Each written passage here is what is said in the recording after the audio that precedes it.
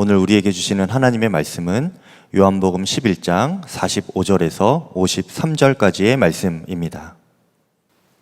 마리아에게 왔다가 예수께서 하신 일을 본 유대 사람들 가운데서 많은 사람이 예수를 믿게 되었다. 그러나 그 가운데 몇몇 사람은 바리새파 사람들에게 가서 예수가 하신 일을 그들에게 알렸다. 그래서 대제사장들과 바리새파 사람들은 공의회를 소집하여 말하였다. 이 사람이 표징을 많이 행하고 있으니 어떻게 하면 좋겠습니까? 이 사람을 그대로 두면 모두 그를 믿게 될 것이요. 그렇게 되면 로마 사람들이 와서 우리의 땅과 민족을 약탈할 것입니다. 그 가운데 한 사람으로서 그 해의 대제사장인 가야바가 그들에게 말하였다. 당신들은 아무것도 모르고 한 사람이 백성을 위하여 죽어서 민족 전체가 망하지 않는 것이 당신들에게 유익하다는 것을 생각하지 못하고 있소. 이 말은 가야바가 자기 생각으로 한 것이 아니라 그 해의 대제사장으로서 예수가 민족을 위하여 죽으실 것을 예언한 것이니 민족을 위할 뿐만 아니라 흩어져 있는 하나님의 자녀를 한데 모아서 하나가 되게 하기 위하여 죽으실 것을 예언한 것이다. 그들은 그 날로부터 예수를 죽이려고 모의하였다. 우리의 생각을 뛰어넘는 하나님의 크신 은혜가 여러분들 삶 가운데 충만하시기를 축복합니다. 코로나 재확산으로 인해서 여러 가지 염려가 있을 수 있지만 하나님께는 모르시는 것이 없고 우리의 삶은 주님이 인도해 가십니다. 미국 USC라고 하는 대학에서 오랫동안 철학 교수로 섬겼던 달라스 윌라드라는 분이 쓰신 책이 있습니다. 하나님의 모략이라는 책이죠. 꽤 두꺼운 책인데요. 그 책에서 그가 이런 얘기를 합니다. 하나님의 모략은 인류 안에서 오랫동안 일해오신 하나님 나라의 숨은 역사다. 이 역사는 히스토리가 아니고 하나님의 일하심이다 라는 뜻입니다. 하나님의 모략은 잘 드러나 보이지 않을 때가 참 많이 있습니다. 하나님이 정말 역사하시는가, 우리 삶 가운데 일하시는가, 그것이 잘 드러나지 않기 때문에 때로는 의심을 합니다. 그러나 분명히 하나님은 역사하시고 또한 우리의 생각을 초월하셔서 그분의 방식대로, 그분의 지혜로 일하신다는 것이죠. 그래서 오늘 여러분들 중에서 오랫동안 어떤 하나님의 숨은 역사를 발견하지 못했거나 예전에는 경험했는데 좀 답답하고 또 하나님의 어떤 침묵하심 때문에 어려워하심을 겪는 그런 분들이 계시다면 오늘 메시지가 바로 여러분들을 위한 메시지입니다. 오늘 본문에 등장하는 사람들을 보면요, 두 부류로 나눠질 수가 있겠습니다. 한쪽은 하나님과 그분의 일하심에 동참하는 그분의 동역자들입니다. 바로 예수님을 믿음으로 그 나라의 동역자가 된 것이죠. 한편으로는 반역자가 되는 이들이 있습니다. 이 반역자들은 자신의 지혜로 살아간 사람들입니다. 인간의 지혜와 인간의 모략으로 살아갈 수 있다. 그래서 하나님의 모략을 믿지도 않고 또한 하나님의 모략을 거절하고 알지도 못하는 사람들이죠. 우리가 지난주에 그 나사로가 다시 살아나는 기적을 보았습니다. 놀라운 표적이죠. 그것을 보고 꽤 많은 사람들이 예수님을 믿게 돼요. 45절입니다. 마리아에게 왔다가 예수께서 하신 일을 본 유대 사람들 가운데서 많은 사람이 예수를 믿게 되었다. 단지 머리만이 아니라 자신의 인생을 그분께 완전히 맡겨 드렸다는 뜻입니다. 나사로가 다시 살아나는 이 표적은요, 정말 이 부인할 수 없는, 하나님의 살아계심을 부인할 수 없는 너무나 확실한 증거였습니다. 그러나 그곳에 있는 모든 사람들이 이것을 보고 믿은 것은 아니었습니다. 46절에 보면 몇몇 사람들은 그것을 보았지만 믿지 않아요. 그리고 바리새파 사람들과 대제사장에게 가서 예수님이 하신 일을 알립니다. 그리고 이 사건 때문에 이제 산헤드린 공의회라고 하는 유대인들의 최고 입법, 사법, 행정 기구에 거기에가 이제 소집이 되죠. 그리고 이들이 묻습니다. 47절 후반부에 이 사람이, 예수님이 표징을 많이 행하고 있으니 어떻게 하면 좋겠습니까? 굉장한 위기의식을 지금 느끼고 있는 거예요. 그들은 예수님을 믿음으로 반응하는 것이 아니라 오히려 걱정하고 있어요. 자신들의 기득권을 잃어버릴 수도 있고, 사람들이 예수님을 따라갔다가 폭동을 일으키면 로마가 다시 쳐들어와서 우리 땅을 짓밟으면 어떡하냐, 그런 걱정이 든 것입니다. 그러나 대제사장이었던 가야바가 뭘 그렇게 걱정하냐? 뭐 어려운 일이냐 이게. 대안을 제시하는데 뭐냐면 한 사람만 죽으면 된다. 예수를 죽이라는 것입니다. 그래서 50절에 한 사람이 백성을 위하여 죽어서 민족 전체가 망하지 않는 것이 당신들에게 유익하다는 것을 당신들은 생각하지 못하고 있어. 한 사람을 죽이면 된다는 것이죠. 그리고 오늘 마지막 절이죠. 그들은 그날로부터 예수를 죽이려고 모의하였다. 나사로가 다시 살아난 사건은 정말 이 하나님의 살아계심을 부인할 수 없는 결정적인 증거였습니다. 그러나 부인할 수 없는 결정적인 증거를 보고도 안 믿는 사람이 있고요. 어떤 사람은 증거가 별로 없고 어려운 환경 중에도 믿는 사람이 있습니다. 여러분들은 어느 쪽에 속하시죠? 안타깝게도 이들은요, 예수님을 믿기는커녕 죽이려고 모의를 했다라고 했습니다. 이 모의하다, 계획하다, 혹은 헤아려 보다, 의논하다, 작정하다, 이런 여러 가지 의미가 있는데 모략을 짜내다, 부정적인 의미로 이 예수님을 죽이려고 어떤 계략을 짜내는 것을 의미하죠. 사람의 모략입니다. 잠언 15장에 보면 의논 없이 세워진 계획은 실패한다 이렇게 되어 있습니다. 집단지성이라는 표현을 쓰죠. 많은 사람들이 함께 모여서 결론을 내는 것, 한 사람의 지혜보다 그것이 낫다는 것입니다. 잠언 성경도 그것을 지지하죠. 그러나 그 다음 장, 잠언 16장 9절에 보면 이런 말씀도 있어요. 사람이 마음으로 자기 앞길을 계획하지만 그 발걸음을 인도하시는 분은 주님이시다. 아무리 인간이 계획을 해도 하나님이 인도해 주지 아니하시면 완전히 무효가 될 수 있어요. 그것을 경고하고 있습니다. 그래서 사람의 모략이 등장하지만 오늘 본문에 보이지 않는 또 하나의 모략이 있습니다. 그것이 바로 하나님의 모략입니다. 윌라드 교수가 말한 대로 오랫동안 일해온 하나님 나라에 숨겨진 그분의 일하심, 이게 하나님의 모략이에요. 근데 본문에 그것은 숨겨져 있습니다. 하나님이 계획을 짰다, 하나님께서 직접 일하셨다, 이런 표현은 나오지 않습니다. 근데 본문의 이면을 가만히 살펴보면요, 사람들이 행동하고 결정하고 말하는 것 안에 하나님의 역사가 그 안에 담겨 있어요. 예를 들어서 50절에 보면 가야바가 이런 말을 했어요. 한 사람을 위하여서 민족 전체가 그 사람이 죽어서 전체가 망하지 않는 것이 우리에게 유익하다, 이런 말을 했죠. 사람의 모략입니다. 악한 계획이에요. 대의를 위해서 소수를 희생시키자는 것입니다. 근데 51절과 52절에 보면 이 말이 예언이었다는 것입니다. 51절이죠. 이 말은 가야바가 자기 생각으로 말한 것이 아니라 그 해의 대제사장으로서 예수가 민족을 위하여 죽으실 것을 예언한 것이니 민족을 위할 뿐만 아니라 흩어져 있는 하나님의 자녀를 한데 모아서 하나가 되게 하기 위하여 죽으실 것을 예언한 것이다. 가야바는 말을 하면서도 자기가 지금 무슨 말을 하고 있는지도 모르고 그저 악한 생각으로 한 것인데 하나님은 그의 입술을 통해서 내가 어떻게 이것을 바꿀지 한번 봐라, 예언을 하고 계시는 겁니다.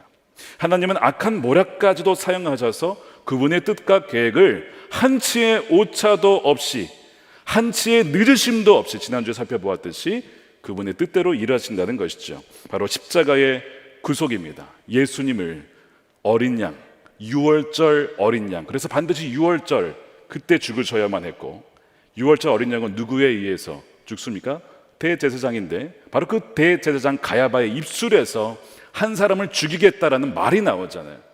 완벽하게 하나님의 뜻대로 가고 있어요. 한쪽은 사람의 모략이 어떻게든 예수님을 죽이려고 하지만 그러면 그럴수록 하나님의 계략과 하나님의 지혜, 그분의 방식대로 진행이 되고 있는 것입니다. 사람의 모략은 절대로 하나님의 모략을 당해낼 수가 없는 것이죠. 그래서 오늘 이 말씀 우리에게 경고합니다. 우리가 말하고 생각하고 행동하고 결정하는 것이 하나님 편에 서서 하나님의 뜻대로 그분의 계획과 모략 가운데 행해지는 것이냐, 아니면 그분의 뜻과 계획에 반대하여서 반역하는 행동을 하고 있는가, 그것을 보라는 것입니다. 만약 그렇다고 한다면 우리가 정말 주님의 뜻에 순종한다면 그분과 함께 흩어진 양들을 모으는 동역자요 동반자일 겁니다. 하지만 그분의 뜻에 거역하고 불순종한다면 반역자가 될 수밖에 없는 것이죠. 47절에 보면 어떻게 하면 좋겠습니까? 라는 질문이 나와요. 아마 여러분들 중에 하나님, 제가 어떻게 이 삶을 끌어가야겠습니까? 결정을 해야겠습니까? 고민하신 분들 분명히 계실 거예요. 계획을 하고 계신 분들 중에 분명히 고민을 하실 겁니다. 이때에 어떻게 해야 나의 유익이 될 것인가만으로 결정해서는 절대로 안 됩니다. 왜냐하면 지금 이들은 무엇이 자신들에게 유익이냐라고 결정을 한 거예요. 그를 죽여야 우리가 산다, 그를 죽여야 우리 민족이 산다라고 결정을 내렸는데 실은 잠깐은 그게 맞는 것 같았습니다. 그러나 결국 예수님을 믿지 않음으로 말미암아 그들은 멸망합니다. AD 70년이 로마에 의해서 결국 성전도 파괴되고요, 민족 전체가 사라지게 되죠. 아예 이스라엘이라는 나라가 완전히 사라지게 되는 거예요. 분명한 증거를 보고도 우리의 고집을 꺾지 않으면, 그리고 예수님을 거부하게 되면요, 그러면 결국에는 망하게 된다는 것을 경고하고 있습니다. 혹시 영화 암살을 보신 적 있으십니까? 암살, 이정재가 나오는, 오징어 게임 때문에 떠가지고 한 번 더 봤습니다. 암살, 굉장히 재미있는 영화예요. 일제시대 때 독립운동가들의 투쟁과 암살을 그린 영화죠. 이 이정재 씨가 역할한 것은 염석진이라고 하는 독립운동가입니다. 일본 총독 데라우치를 암살하기 위해 청년 시절에 목숨을 걸고 폭탄을 설치해서 투척했는데 실패를 하죠. 그리고 총격 전에 손가락을 잃고 잡혀가요. 그리고 고문을 당합니다. 근데 열흘 만에 탈출을 해서 돌아왔어요. 독립군들의 입장에서는 영웅입니다. 손가락을 잃었지만 돌아와서 다시 이제 독립군의 역할을 하니까 그에게 어떤 역할을 맡기냐면 임시정부의 경무국 대장 역할을 줍니다. 그것은 바로 독립군들을 어디로 보낼지, 또한 그 전략을 짜고 모략을 짜서 모든 것을 관할하는 그 역할을 하게 되는 것이죠. 그런데 그는 실상 뭐였냐면 일본의 스파이였습니다. 일본의 밀정으로 독립군으로 다시 들어온 것이죠. 그러나 독립군들은 그것을 알지 못했습니다. 어떤 일이 벌어졌죠? 독립군들의 모든 경로와 계획과 누가 독립군인지, 얼굴은 어떻게 생겼는지가 다 유출이 되는 거야. 그래서 하는 것마다 문제가 되고 또한 하나 둘씩 독립군들이 죽어가기 시작합니다. 바로 이 염석진의 모략대로 진행이 되는 것이죠. 그래서 거의 대부분의 사람들이 죽임을 당하게 됩니다. 세월이 흘렀습니다. 해방이 되었습니다. 그러나 염석진은 반민족 행위 특별조사위원회 회부가 되었지만 거기서도 살아남습니다. 왜냐하면 머리를 또 썼어요. 결정적인 증인이 있었는데 그가 또한 암살을 당해요. 그러니까 증거 불충분으로 무죄로 풀려납니다. 아니, 어떻게 이럴 수가 있나? 악인이 이렇게 풀려날 수가 있는가? 그 재판을 마치고 무죄인 채로 이제 시장을 혼자 기분 좋게 걸어갑니다. 그런데 죽은 줄만 알았던 사람이 등장하죠. 독립군 안오균이 등장합니다. 여인입니다. 스나이퍼 역할을 했던. 근데 그가 너무 놀라 있을 때 염석진에게 묻습니다. 왜 우리를 배신했는가? 라고 물었을 때 유명한 이제 대사가 나오죠. 뭐냐면 해방이 될 줄 몰랐어. 해방이 될 줄 몰랐다는 거예요. 해방이 될 줄 알았다면 내가 그랬겠냐? 이런 얘기를 하고 결국엔 죽임을 당하죠. 시장 뒷골목의 빨래터에서 비참한 죽임을 당하게 됩니다. 굉장히 울림이 있어요. 해방이 될 줄 알았다면 내가 그랬겠나? 하나님 나라가 정말 있다는 것을 알았다면 내가 그렇게 선택했겠나? 내가 그렇게 결정했겠나? 내가 그렇게 돈을 썼겠나? 내가 그렇게 불순종했겠나? 이렇게 들리는 거예요. 여러분, 정말 하나님 나라가 임한다는 것을 믿으십니까? 그 나라가 있다는 것을 알고 오고 있다는 것을 안다면 오늘 우리의 선택과 결정은 달라질 수밖에 없습니다. 그래서 이 영화가 보여주는 메시지는 여러 가지가 있는데, 하나님 나라가 임할 것을 믿는 자는 하나님의 뜻과 모략을 따르는 하나님의 동반자여 동역자로 살 것이고, 그것을 믿지 못하는 자는 자신의 지혜와 모략을 의지하는 하나님의 반역자로 살게 될 것이라는 거예요. 그리고 또 한 가지, 분명히 그날은 온다는 것입니다. 하나님의 뜻이 무엇인지를 알고 믿는 자의 삶과 선택과 계획은 전혀 달라지게 되는 것이죠. 그래서 아무리 현재가 어렵고 힘들어도요, 결코 눈에 보이는 대로만 판단하지 않습니다. 마지막에 그 해방의 그날을 바라보며 그때 정말 웃으려면 내가 지금 여기서 어떤 결정을 내려야 할 것인가? 누구를 따를 것인가? 어느 편에 설 것인가? 그걸 보라는 것이죠. 그래서 결국에는 나의 뜻이 아니라 내 고집이 아니라 그것을 꺾고 하나님이 진정 기뻐하고 원하시는 그 삶의 자신을 드리게 되는 거죠.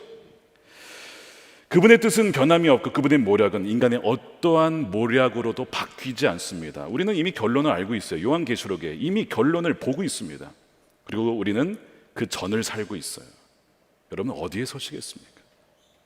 시편 33편 10절 말씀 11절 말씀 함께 읽어보겠습니다. 시작. 주님은 뭇 나라의 도모를 흩으시고 뭇 민족의 계획을 무효로 돌리신다. 주님의 모략은 영원히 흔들리지 않으며 마음에 품으신 뜻은 대대로 끊어지지 않는다. 고린도전서 2장 8절에도요. 이 세상 통치자들 가운데는 이 지혜 하나님의 모략을 아는 사람이 하나도 없습니다. 그들이 알았더라면 영광의 주님을 십자가에 못 박지 않았을 것입니다. 이 지혜가 그분의 모략이죠. 보기에는 이 세상 권력자들과 통치자들이 이 세상을 다스리는 것 같고 우리의 삶을 쥐락펴락하는 것 같이 보입니다. 그러나 모든 것은 실은 다 하나님의 손안에 있어요. 그분의 뜻 가운데 있습니다. 인간의 모략은 절대로 하나님의 모략을 이겨낼 수 없습니다. 하나님은 인간의 악한 모략도 사용하셔서 자신의 구원과 뜻을 성취시키는 분이시기 때문에 그렇습니다. 예를 들어서 다윗의 아들 압살롬의 반역 사건을 여러분 아실 겁니다. 압살롬이 아버지 다윗 왕에게 반역해서 예루살렘 성을 공격해서 결국 점령하고 다윗은 황급하게 그 성을 버리고 떠나야 했습니다. 다윗을 잘 알고 있었던 그리고 배신한 아히도벨이라는 책략가가 이 압살롬에게 아주 좋은 정보를 주면서 제안을 합니다. 뭐냐면 지금 당장 다윗을 쫓아가서 죽여야 된다는 겁니다. 그래서 12,000명의 군사를 지금 주면 밤에 습격해 서 죽이겠다는 것이죠. 압살롬이 기가 막힌 전략이다, 모략이다. 그리고 이스라엘의 온 장로들도 인정을 하고 그렇게 하자고 했어요. 그런데 다윗이 도망을 가다가 후세라는 다윗의 친구가 따라가겠다는 거예요. 다윗이 따라오면 안 된다, 죽음을 당할 수도 있어. 아니야, 따라가겠어.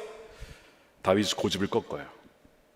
그래서 부탁을 합니다. 그러면 정 나를 위하겠다면 밀정으로 압살롬에게 가라. 그래서 이 후세도 고집을 꺾고 밀정이 되어서 압살롬에게 갑니다. 죽임을 당할 수도 있어. 너 스파이 아니야? 그럴 수 있는데 놀랍게도 압살롬은 후세를 인정해요. 처음에는 의심했다가 나는 당신이 섬길 겁니다 이러니까 그래 잘했어 이렇게 받아주거든요. 그래서 후세가 전략을 또한 꺼내놔요. 압살롬이 물어요. 당신의 모략은 무엇입니까? 그랬더니 이번에는 후세는 정반대 전략을 펼칩니다.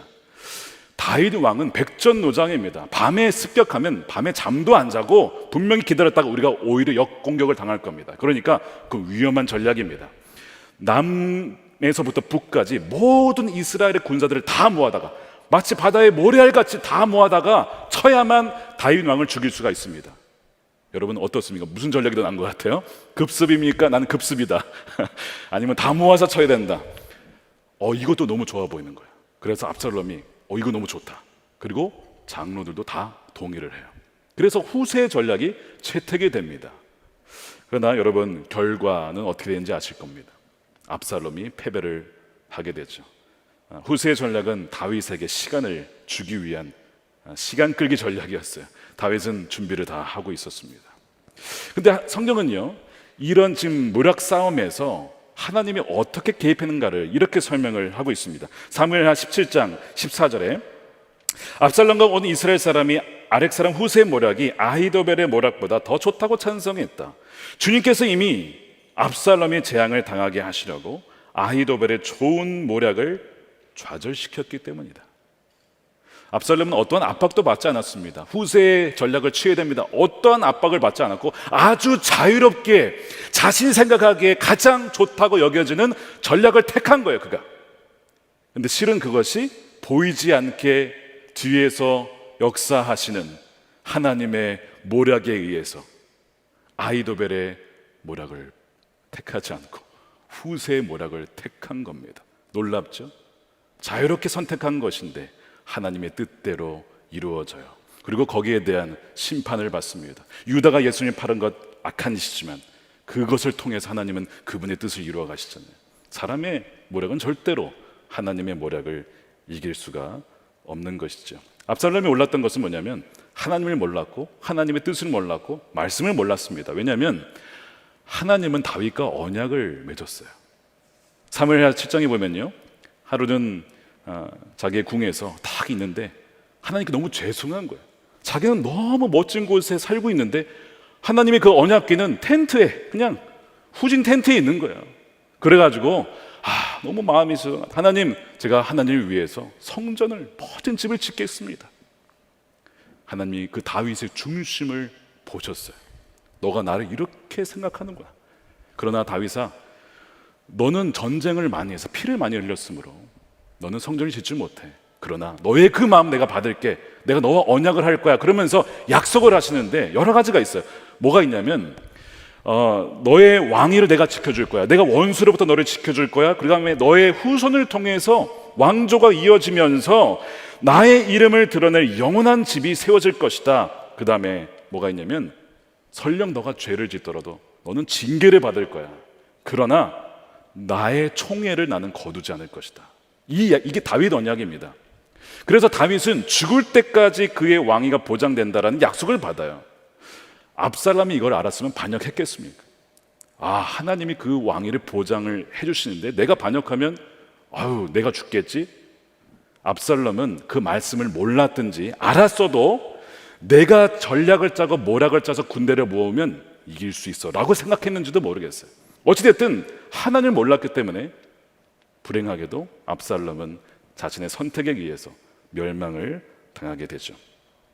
여러분, 지금 무엇이 염려가 되십니까? 무엇이 두려우십니까? 내가 그분을 떠나 있다면 아무리 내가 철저히 대비하고 모략을 짜봐도 여러분 반드시 무너지게 되어 있어요. 그러나 내가 하나님과 그분의 뜻 가운데 머물러 있다면 아무리 여러분의 대적이 여러분에게 법적인 고소를 하고 여러분들을 죽이려고 하고 여러분들을 해하려 하더라도 여러분 절대 패하지 않습니다. 왜냐하면 하나님이 여러분들과 함께 하시기 때문에 그래요.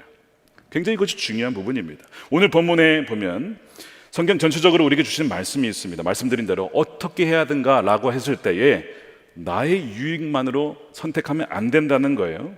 바로 하나님의 뜻을 묻고 이해는 안 되어도 내 고집을 꺾는 것, 내 자아를, 죽었음을 고백하고 순종하는 것이 너무나 중요하다는 것입니다.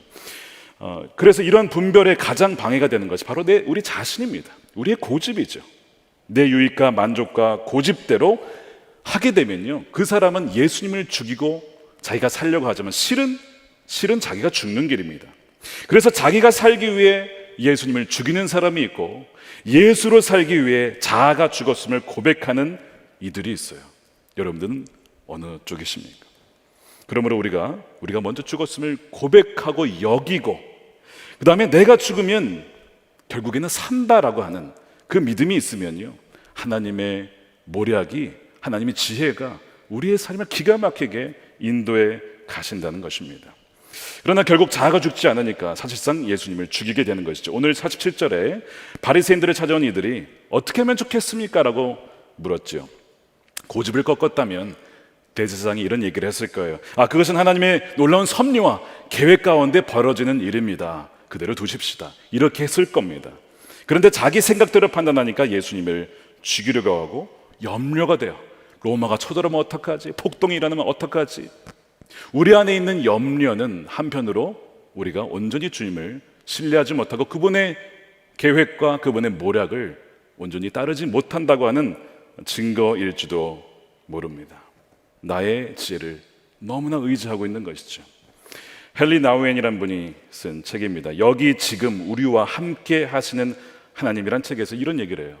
참 우리는 현재에 사는 것이 어렵다. 왜냐? 과거에 내가 행한 죄의식 때문에, 죄 때문에, 그 죄의식 때문에 내가 그러지 말았어야 하는데 그것이 계속 나의 삶을 붙잡는 거예요. 한편으로는 이런 일이 벌어지면 어떡하나, 염려와 근심, 미래에 대한 근심, 그 과거와 미래가 우리를 붙잡고 있어서 현재를 제대로 살지 못한다. 현재에 사는 것이 참 어렵다. 이런 얘기를 한다는 거죠. 근데 그가 이런 얘기를 합니다. 우리가 현재를 사는 것이 어려운 이유는 우리의 과거 때문도 아니고 우리의 염려되는 미래 때문도 아니다. 바로 지금 우리와 함께 하셔서 정확하게 나를 인도하시는 하나님을 보지 못하기 때문이다. 사도행전 22장 2장 37절입니다. 거기에 보면 거기에도 우리가 어떻게 하면 좋겠습니까? 라는 말을 하는 사람들이 나옵니다. 그들은 누구냐면 예수님을 죽이라고 외쳤던 사람들이었어요. 근데 성령께서 오순절에 강림하셔서 베드로와 120 문도와 사람들에게 임하였습니다. 교회가 탄생한 것이죠. 베드로가 성령 충만하여서 바로 그 사람들, 예수님을 죽이라고 외쳤던 그 사람들에게 설교를 해요. 그러면서 무슨 얘기를 하냐면 사도행전 2장 23절에 이 예수께서 버림을 받으신 것은 하나님의 정하신 계획을 따라 미리 알고 계신 대로 된 일이지만 당신들은 그를 무법자들의 손을 빌어서 십자가에 못 박아 죽였습니다. 당신들이 죽였다는 거예요. 마음에 이들이 찔림이 왔어요. 이런 마음에 찔리는 것은 그냥 찔리는 게 아니에요. 성령님께서 찔러주지 아니하시면요, 여러분 다 그렇게 반응하는 것이 아닙니다. 어떤 사람은 양심이 악해서요, 아무리 말씀을 주어도 반응 안 하는 사람들이 많습니다. 근데 이들의 마음에 각성이 됐어요. 마음에 찔려서 형제들이여, 그러면 우리가 어떻게 하면 좋겠습니까? 우리가 예수님을, 그 메시아를 죽였는데 우리는 이제 완전히 망한 것입니까? 라고 묻죠. 그때 베드로가 회개하십시오. 회개하시면 성령께서 여러분들에게 함께 하셔서 여러분들의 모든 과거를 다 지우시고 새로운 삶을 주실 것입니다. 이들이여 회개합니다. 저희가 몰랐습니다. 정말 주님 몰랐습니다. 회개하고 세례를 받는데 하루에 그날만 3,000명이. 근데 그들이 누구였다고요? 일부 예수님을 죽이라고 외쳤던 그 사람들이 초대교회의 창립 멤버가 되는 거예요. 그들은 예수님을 죽이라고 하였지만 하나님은 그것을 바꾸셔서 초대교회의 창립 멤버로 바꾸시는 거예요. 이것이 하나님의 모략이죠. 모퉁이돌 선교회라고 하는 북한 선교를 하는 선교회가 있어요. 거기 이삭 목사님이 대표십니다. 2006년에 제가 청소년부 선교회 때 수련회 때 한번 강서로 초청해서 말씀을 들었는데 너무나 귀한 분이세요. 2015년에 캔자스에도 그분이 오셔서, 저희 교회는 아니었지만 옆 교회에 오셔서 집회에 참석한 적이 있습니다. 그때 이 간증을 하셨어요. 본인이 1991년 11월쯤에 중국 쪽에서 북한을 왔다 갔다 하면서 선교를 하던 때였습니다. 그때 중국 공안들이 이분을 알았어요. 아, 이 선교사구나, 목사구나. 그래서 어떻게 하면 저를 잡아다가 죽일까 고문을 할까 모의를 하고 있었습니다. 그러다가 어느 날 호텔에 있었던 그를 잡아다가 고문을 하기 시작하는데 영하 20도의 냉동실에 처박아 놓고 물고문하여서 막 배가 남산처럼 되고요. 그 다음에 자신이 도무지 견딜 수 없는 고난, 자신의 변을 먹게 하고 막 이 80시간 동안 혹독한 고문을 당합니다. 얼마나 고통스러웠는지 기억을 잠시 상실할 정도로 참 어려운 시간을 보냈어요. 나중에 겨우 회복은 되었지만 이런 의구심이 들었대요. 하나님, 제가 그렇게 물고문 당하고 전기고문 당하고 할 때 하나님 어디에 계셨습니까? 하나님 뭐하고 계셨습니까? 라고 하는 의구심이 들더라는 거예요. 매질이 당할 때 하나님 어디에 계셨습니까? 그런데 하나님 어떠한 질문에도 답변을 안 하시더래요. 근데 이분이 어릴 적부터 배운 것이 있었습니다. 부모에게 순종하는 것이 하나님께 순종하는 것이다. 전쟁 중에 어머니께서 애야 성경을 읽어라. 예 어머니. 성경을 2번 전쟁 중에 읽었대요. 너 목사 되라. 예 어머니. 너 목사 되면 갈 나라가 있어. 예 어머니. 몽골, 소련, 중공 그리고 북한에 가라. 예 어머니. 어릴 적부터 예 어머니. 머리가 이해가 안 돼도 예 어머니. 그런 순종의 훈련을 받았기 때문에 그것이 어떻게 바뀌었어요? 예 하나님. 2015년에 그분이 내신 첫 책이 제목이 예 하나님. 내 머리로는 이해가 안 되는데 왜 이런 고난을 주시고 고문을 주시는지 이해가 안 되는데 가라고 하셔서 갔습니다. 예 하나님. 오늘 세례 받으신 우리 성도님, 야 교회 가서 하나님 말씀에 순종해라. 그 유언 예 어머니 하고 오신 거죠. 하나님의 지혜와 모략은 나의 머리로 다 이해할 수 없으니까 예 하나님. 그렇게 13년이 흘러갑니다. 14년이 지난 어느 날 목사님이 중국에 다시 그 어느 거리에 다시 또 그걸 가요. 또 거기를 한 여인이 자신을 알아보고 미행하고 있다는 것을 알아차렸어요. 자신에게 가까이 오는 거예요. 그러더니 말을 겁니다. 13년 전에 감옥에서 고문당하신 적이 있으셨죠? 네, 그렇습니다만 혹시 그때 고문하던 4명의 사람 기억하십니까? 기억하죠. 그럼 제일 악랄하게 냉동실에서 고문하던 그 사람도 기억하시나요? 물론입니다. 그 사람이 제 남편입니다. 그 사람은 이후 예수님을 믿고 지금 목사가 되었습니다. 나머지 사람들도 모두 예수를 믿게 되었고요.